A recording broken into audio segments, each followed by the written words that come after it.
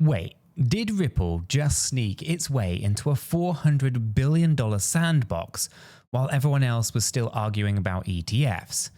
Yeah, and I flew home from Dubai feeling like I'd watched the sequel to Ocean's 11, only this time the crew was wearing suits with a little XRP pin. So picture this, right? You're standing in the marble lobby of the Ritz-Carlton DIFC, sipping a mint lemonade because it's already 37 degrees Celsius at 9 a.m. And the place is buzzing with FinTech Summit badges. One minute I'm juggling my phone, the next I'm eavesdropping on Ripple's president Monica Long laughing with a banker from Abu Dhabi about how the old Swift wires feel like fax machines. Now that line, it stuck with me because it kind of framed the entire week. Dubai, it's no longer flirting with blockchain anymore.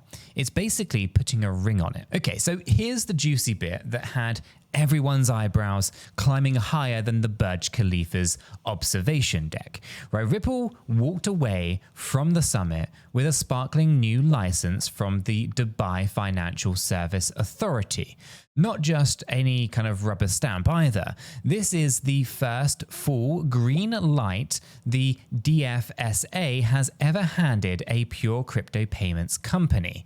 Now, in plain English, Ripple can now run enterprise-grade crypto payment rails straight out of Dubai's International Financial Center, smack in the middle of the region that moves more than $400 billion in trade every single year. Now, I'll let that number kind of marinate for just a second. 400 billion. Now that's like combining the GDP of Norway, Portugal, and Greece, then stapling it to a single crossroad between Asia, Europe, and Africa. And the best part? Ripple isn't kind of waltzing in as a stranger, right? They've been tinkering here since 2020, and about 1/5 of their global customer base already calls the Middle East home. So imagine spending years laying fiber optic cables under a city of, at least in secret, and then boom, right? You flick the lights on and everyone suddenly sees the network was there all along. And that's kind of what this license announcement actually feels like. Okay, so let's talk numbers because numbers make, well, the coffee taste stronger. Now, Ripple's own 2024 survey kind of polled financial bigwigs across the Middle East and Africa and found that 64% of them think that the main perk of blockchain is simply faster settlement. No DeFi buzzwords, no NFT jazz hands, just raw speed. And 82%, yes, that is more than 4 out of 5, told the surveyors that they're actually confident that they can plug blockchain into their existing systems without a nervous breakdown. So if you compare that with some of the US banks that still kind of shiver when someone mentions smart contracts, and you can't start to see why Dubai feels like an autobahn while other regions are stuck in the kind of school zone traffic. But speed alone doesn't actually sign the checks, right? Enter Ripple's newer kind of party trick. The RLUSD stablecoin. Launched in December, it's already ballooned past $312 million in market cap. That is more than doubling since the March license actual announcement. So that's kind of like opening a food truck and having the line kind of wrap around the block before you've even printed the menu. So why the rush then? Well, because businesses here are sick of watching payments crawl over 3 days and lose a few crumbs in fees every hop of the way. Now, a stablecoin that settles in near real time is basically handing them teleportation while everyone else is still kind of has to check in their baggage. Now, let's hold up a mirror for a second and spot the wrinkles in this perfect hair day story. Yes, the DFSA approval looks pretty shiny, but it's also kind of drops Ripple into a race where expectations are sky high.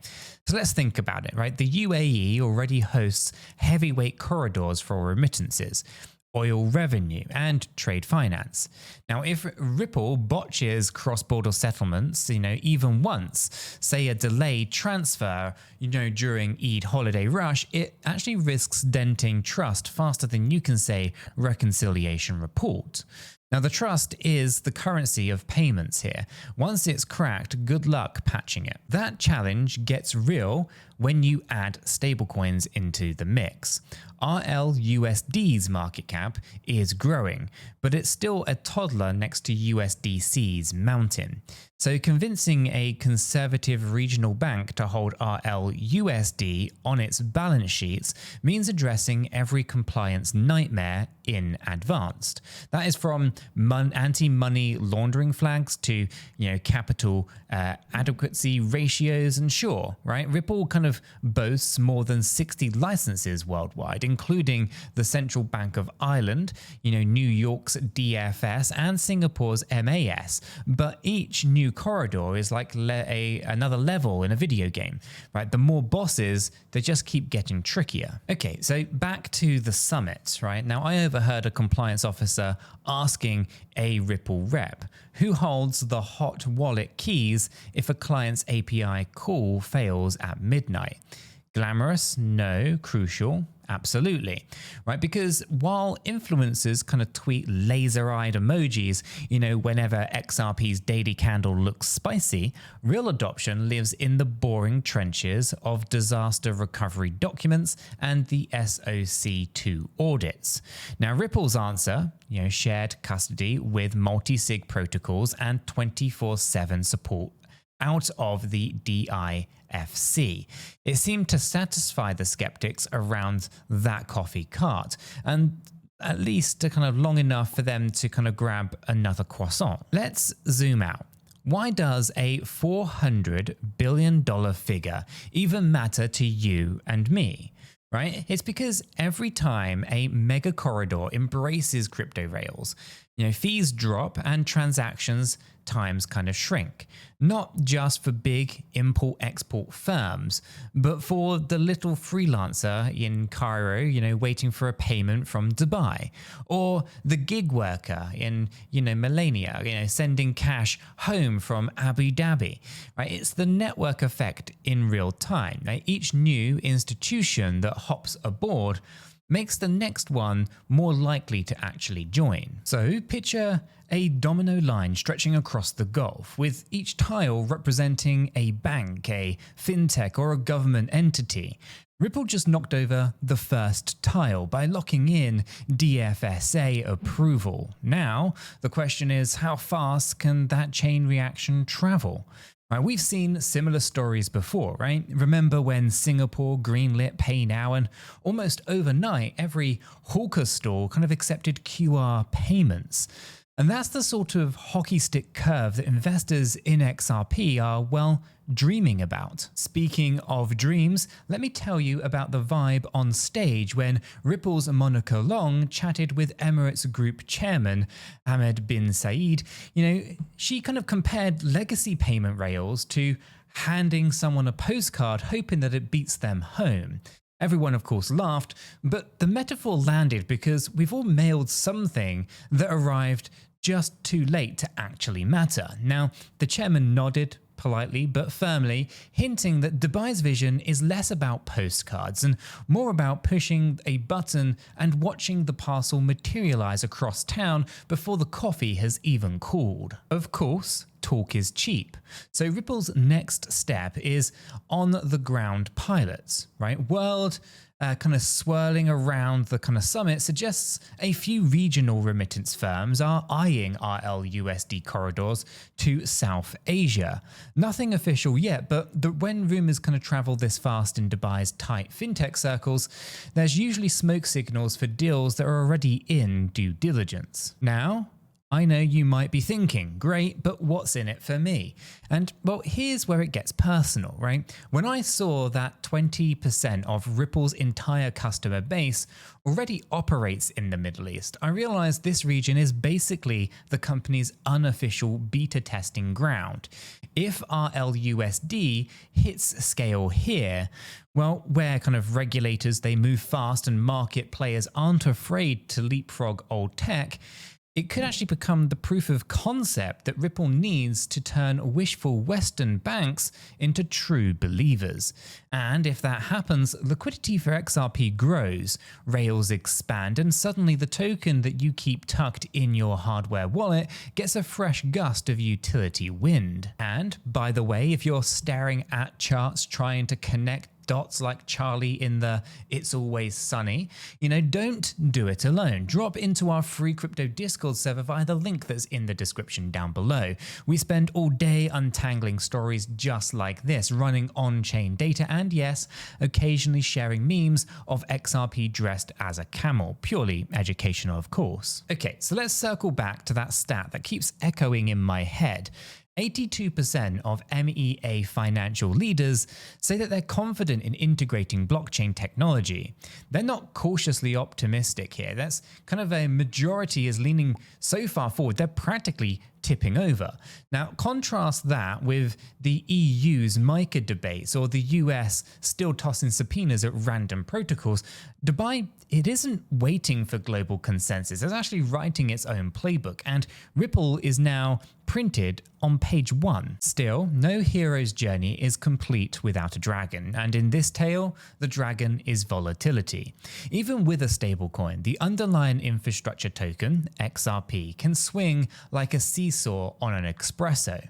If geopolitical tensions flare or crypto markets take another roller coaster dip, liquidity could tighten, fees could spike, and the corridor might wobble.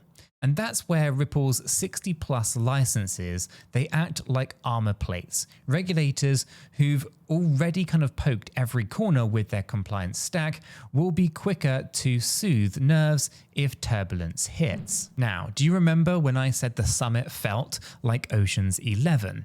And here's the heist moment, right? Mid-panel, Ripple casually reminded the audience that traditional cross-border wires can cost up to 7% per transaction and take 3 days. Now, when Monica flashed a slide showing Ripple-powered transfers landing in seconds for fractions of a penny, you could almost hear the collective calculator crunch in the room, the kind of silence where CFOs realize that they could shave millions without actually firing anyone.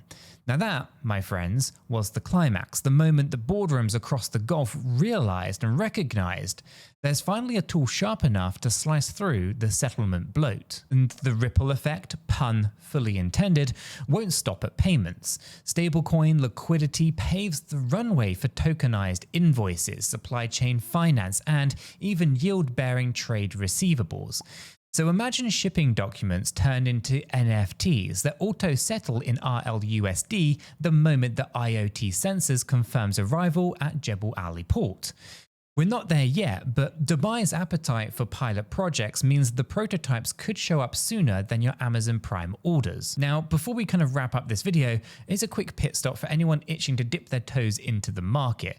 Check out Blowfin via the link that is in the description down below. It's the up-and-coming crypto exchange where I'm stacking my RLUSD for test transfers. Low fees, slick UX, and to be honest, the sooner that you get comfortable trading stablecoin pairs, the faster that you understand these enterprise corridors and how they will look under the hood. All right then, deep breath.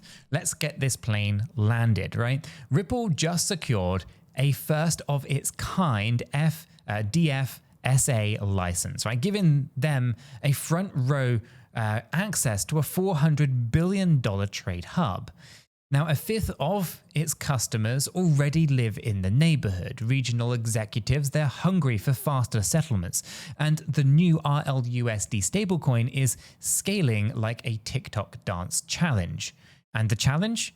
Deliver flawless compliance and uptime in a market that prizes reputation above everything else. But if Ripple nails the execution, it could turn Dubai into the living billboard that convinces slower jurisdictions to follow suit. And that's a plot twist that you're going to want a front row seat for.